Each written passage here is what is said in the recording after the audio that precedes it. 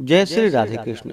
आप सभी का आपके अपने YouTube channel VK Mishra present में बहुत बहुत स्वागत है। आइए आज आप सब सुनेंगे गुरुवार व्रत की कथा। प्रत्येक गुरुवार को जो कि भगवान बृहस्पति देव की कृपा प्राप्ति के लिए व्रत को धारण किया जाता है। जो भी भक्त सच्ची श्रद्धा के साथ नियम और निष्ठा के साथ गुरुवार का व्रत धारण करते हैं तो भगवान बृहस्पति देव की कृपा से उनके सभी प्रकार के दुख और कष्ट दूर होते हैं तथा सभी प्रकार के सुख और समृद्धि की प्राप्ति होती है। गुरुवार के दिन चाहिए कि इस दिन केले के पेड़ के नीचे जो कि अच्छी प्रकार से साफ सफाई करके वहाँ पे आसन लगा करके गुड़ मिश्रित जल जो कि केले के वृक्ष में डालनी चाहिए। एक दीपक प्रज्वलित करके भगवान बृहस्पति देव को विशेष प्रकार से जो कि पीला पुष्प अर्पित करे, पीला चंदन अर्पित करे, धूप और दीप दिखाए, अनेक प्रकार का नैवेद्य अर्पित करे। विशेष करके गुड़ और चने के दाल का भगवान को भोग लगाना चाहिए, मुनक्के का भोग लगाना चाहिए और फिर गुरुवार व्रत का कथा श्रवण करनी चाहिए। जहाँ पर भी केले का वृक्ष ना हो तो आप भगवान बृहस्पति देव की फोटो या प्रतिमा रख करके उनका पूरे विधि विधान के साथ पूजन करें। भगवान बृहस्पति देव अपने भक्तों के सभी प्रकार के मनोरथों को सिद्ध कर देते हैं। तो आइए सुनते हैं गुरुवार व्रत की कथा। तो बोलिए प्रेम से भगवान बृहस्पति देव की जय, भगवान विष्णु की जय, माता लक्ष्मी की जय। कथा के अनुसार प्राचीन काल में एक बहुत ही निर्धन ब्राह्मण रहता था। उसके कोई संतान ना थी। वह नित्य पूजा पाठ करता। उसकी स्त्री ना स्नान करती और ना ही किसी देवता का पूजन ही करती थी। इस कारण ब्राह्मण देवता जो कि बहुत दुखी रहते थे, अपनी पत्नी को बहुत समझाते किंतु उसका कोई परिणाम ना निकलता। भगवान की कृपा से ब्राह्मण के यहाँ एक कन्या उत्पन्न हुई। कन्या बड़ी होने लगी। प्रातः स्नान करके वह भगवान विष्णु का जप करती, बृहस्पतिवार का व्रत भी करने लगी। पूजा पाठ समाप्त कर जब पाठशाला जाती तो अपने मुट्ठी में जौ भरकर ले जाती थी और पाठशाला के मार्ग में डालती हुई जाती थी। लौटते समय वही जौ जो कि स्वर्ण के हो जाते थे तो उसको बीन कर घर ले आती थी। एक दिन वह बालिका सूप में उन सोने के जौ को फटक कर साफ कर रही थी कि तभी उसकी माँ ने देख लिया और कहा कि हे बेटी, सोने के जौ को फटकने के लिए सोने का सूप भी तो होना चाहिए। दूसरे दिन गुरुवार था। कन्या ने व्रत रखा और भगवान बृहस्पति देव से सोने का सूप देने की उनसे प्रार्थना की और कहा कि हे प्रभु, यदि सच्चे मन से मैंने आपकी पूजा की हो तो मुझे सोने का सूप दे दो। बृहस्पति देव ने उसकी प्रार्थना स्वीकार कर ली और रोजाना की तरह वह कन्या जौ फैलाती हुई पाठशाला चली गई। पाठशाला से लौटकर जब वह जौ बीन रही थी तो बृहस्पति देव की कृपा से उसे सोने का सूप मिला। उसे वह घर लेकर आई और उससे जौ फटककर साफ करने लगी, परंतु उसकी माँ का वही ढंग रहा। एक दिन की बात है, कन्या सोने के सूप में जब जौ को साफ कर रही थी उस समय उस नगर का राजकुमार वहां से निकला। कन्या के रूप और कार्य को देखकर वह उस पर मोहित हो गया। राजमहल आकर वह भोजन तथा जल त्याग कर उदास होकर लेट गया।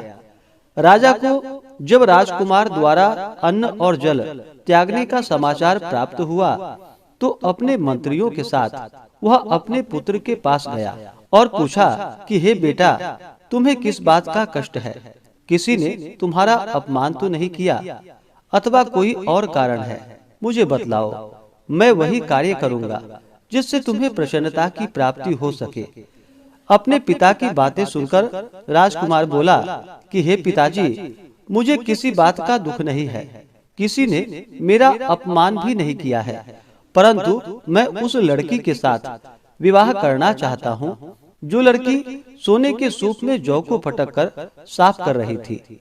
राजकुमार ने राजा को उस लड़की के घर का पता भी बता दिया। मंत्री राजा के कहने पर उस लड़की के घर गया। मंत्री ने ब्राह्मण के समक्ष राजा की ओर से निवेदन किया और फिर कुछ ही दिनों के बाद ब्राह्मण की कन्या का विवाह राजकुमार के साथ संपन्न हो गया। और फिर क्या था, कन्या के घर से जाते ही ब्राह्मण के घर में पहले की भांति गरीबी का निवास हो गया। एक दिन दुखी होकर ब्राह्मण अपनी पुत्री से मिलने के लिए गया। बेटी ने पिता की अवस्था को देखा और अपनी माँ का हाल पूछा। ब्राह्मण ने सभी हाल कह सुनाया।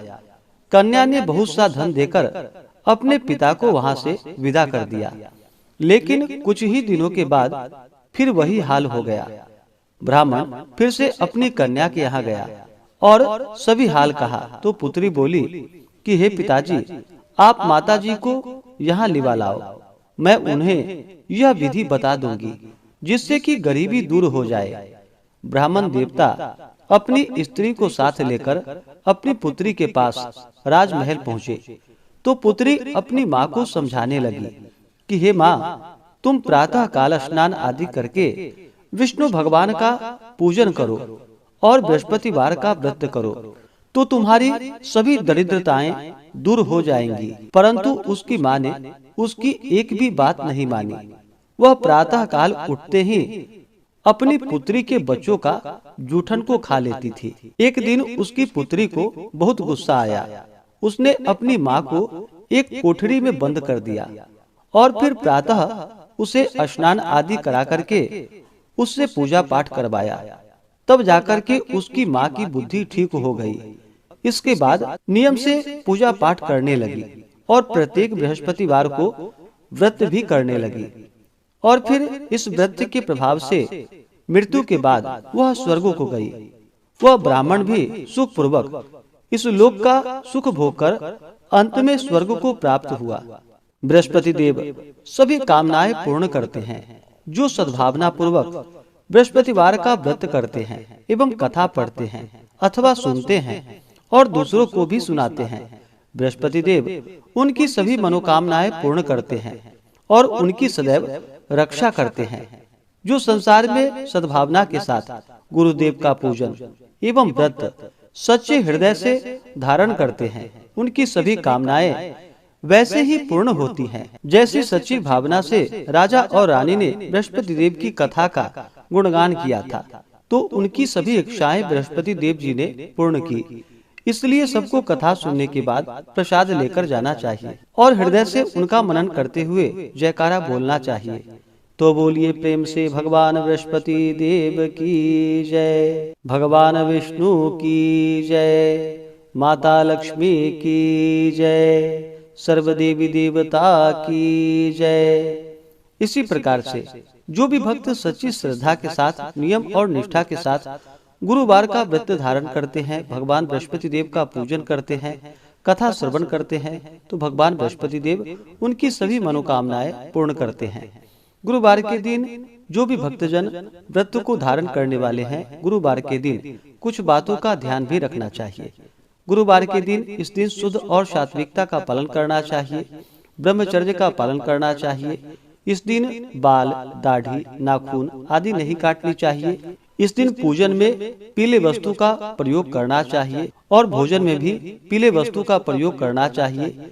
इस दिन नमक ग्रहण नहीं करनी चाहिए, बाल, दाढ़ी, नाखून नहीं काटनी चाहिए, साबुन सर्प का प्रयोग इस दिन नहीं करना चाहिए और पूर्ण श्रद्धा भक्ति भाव के साथ भगवान का पूजन, कथा श्रवण, आरती करनी चाहिए। इससे भगवान बृहस्पति देव अति प्रसन्न होते हैं और अपना कृपा प्रदान करते हैं। तो आशा करता हूँ कि यह जानकारी आपको अच्छा लगा हो। इसी प्रकार से कथा को सुनने के लिए, व्रत पूजा के बारे में जानने के लिए चैनल पे अगर आप पहली बार आए हैं तो चैनल को लाल बटन दबा करके सब्सक्राइब करें, साथ में बेल आइकन घंटी को दबाएं ताकि आने वाली वीडियो का नोटिफिकेशन आपको समय से मिलता रहे।